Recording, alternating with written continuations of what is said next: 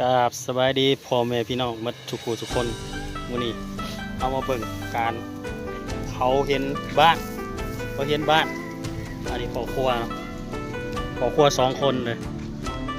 ตอนนี้บ่าวยาวก็มาเซโนเด้ออยู่เซโนบ่ได้อยู่ยังจันทน์มาฮอดมื้อเช้านี่ตอน3 โมงน่ะให้เบิ่งเลยวิธีปิ่นเนาะบ่แม่นแมวเด้อพี่น้องเด้อเงียนยังชิพาวอีกบ่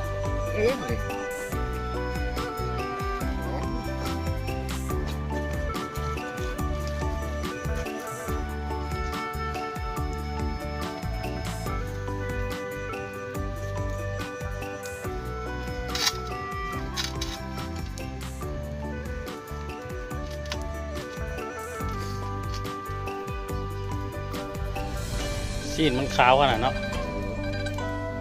เอาซีนอะไรกินแน่จอยมานี่ ปิ่นปิ้นเนาะผมมีเมนูอื่นแน่บ่มีแต่ปิ้นอย่างเดียวเนาะปิ้นเจียวตับบ่โอ้ยแซ่บๆเนาะพี่น้องเนาะเซฟกระทะเหล็กได้นี่เอาแล้วเราจะมาเพลออกแล้วก็ซีเอือกเครื่องเอือกก็สิมีหัวข่าหัวขิงหัวสิงไข่ปลาแดกแป้งนัวทาใส่หมดทุกสิ่งทุกอย่าง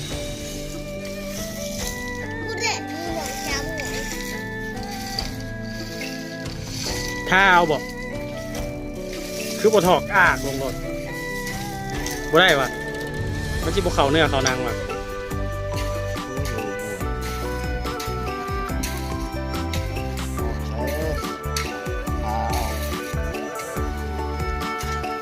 เกือบตัวนี้เลยเนาะ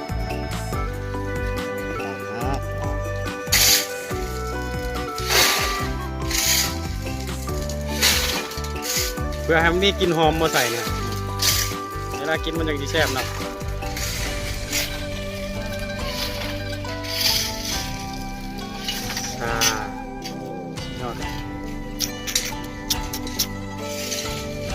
ขั้นตอนของการปิ้นเงียนป่าเงียนบ้านทีมงานเซโนซิตี้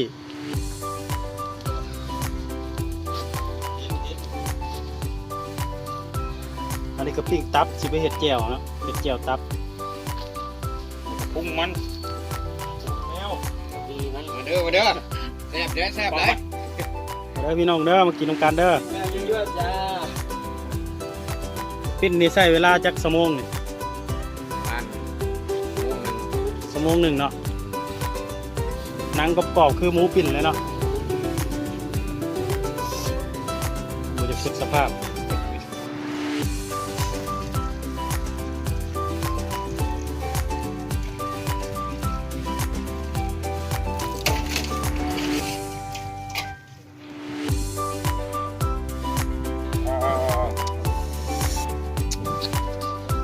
อธิบายไหมมาเด้อพี่น้องเด้อทาเบื่อเครื่องกินมาเด้อกินกันเด้อเย็นเนาะมาจากป่าไปได้นี่ไปป่าเมื่อคืนเนาะพอดีเบายาวมาพ่อเบายาวก็ลงมาตะเวียงทำมาหอดมื้อเช้าเลย3 โมงเช้าเนาะพอดีเลยพอดีเพื่อนก็มีงานหน่อยหนึ่งงานเทปูนบางอย่างก็บ่ฮู้ดอกว่ามีการเทปูนเกิดขึ้นบางอย่างก็ลงมาเนาะบางอย่างก็มีเวียกจำเป็นอยู่คือเพื่อนแน่นะพอดีมาพ่อเลยพี่น้องเพิ่นไปป่ามาเพิ่นได้เงินมาตัวหนึ่งพริกให้พี่น้องเบิ่งดูหนังมันน่ะดูนะพี่น้องกรอบเลยพี่น้องพอเลยฟังเสียงสุดยอดจิกมาย่ำมึงดู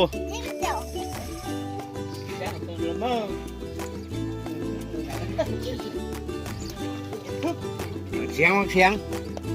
ทำไมคุณนะพี่น้องฟังเสียงกรอบกวนหมูกรอบ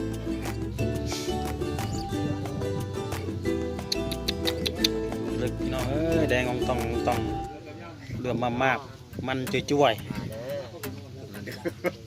มากินน้ำกันนี่เด้ออร่อยเด้อแซ่บเลยมาเด้อพี่น้องเอ้ย ๆ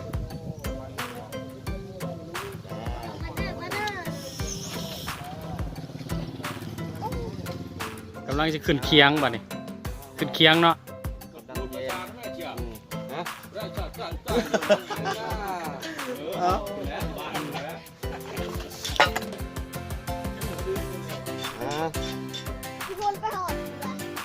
หอมอร่อยเลยหอมอร่อย เย็นเย็นเย็น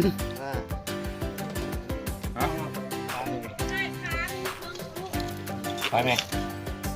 เอาอันนี้ก่อน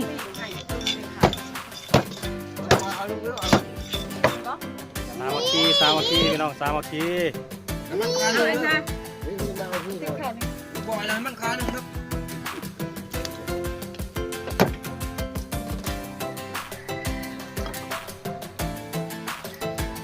เบิ่งพี่น้องยำโซ่หนังกรอบโอ้แซ่บจัดสุดยอดเนาะสุดยอดพี่น้อง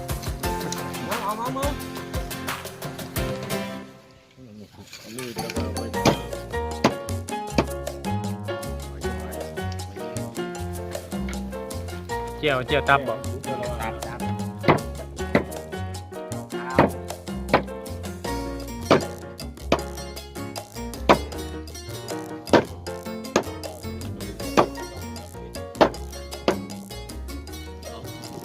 เขาบริเฮ็ด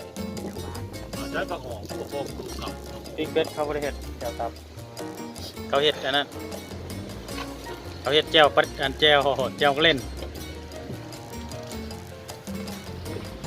นั่งดีกว่าย่างดีกว่านั่งกระป๋อง พันตอน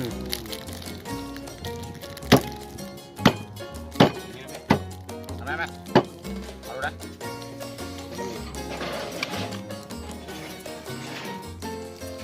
คุยแก้วแซ่บๆดูคุยแก้วแซ่บๆ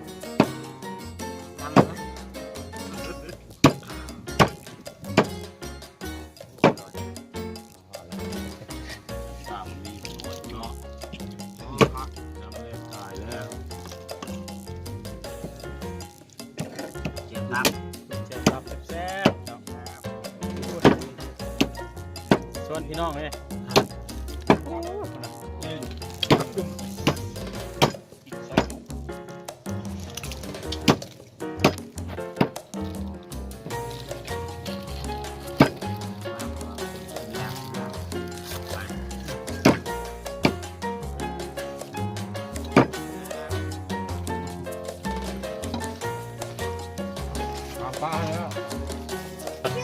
บ่ได้กินสัตว์ป่าเนาะ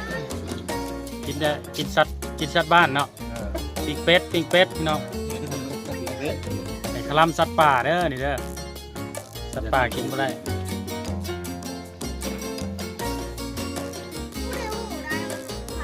อยู่ลุ่มเขาปิ้งเงินนะอยู่เทิงผู้หญิงทางเซโนกับปิ้งเป็ดอันนี้แม่ครัวอยู่เซโนเนาะอยู่คาสิโนเนาะแม่ครัวคาสิโนนี่แหละ ปิ้งไปแซ่บๆมาเด้อ แม่ครัวกำลังงามแต่พี่น้องเอ้ย เอาไปนี่ไปฝากลูกเอาไปฝากให้ย่าฝากให้กินไว้